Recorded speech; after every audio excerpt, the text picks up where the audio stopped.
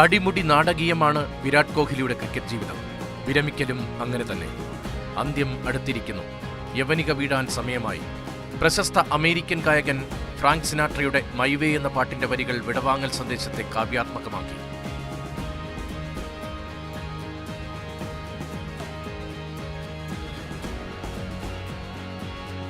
കളിക്കളത്തിൽ ലോലമനസ്കനായിരുന്നില്ല പക്ഷേ വിരാട് കോഹ്ലി.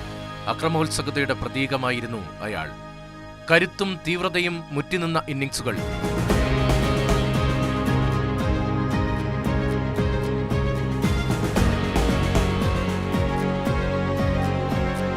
സൗന്ദര്യത്തെക്കാൾ കരുത്തായിരുന്നു കോഹ്ലിയുടെ ബാറ്റിംഗ് സവിശേഷത.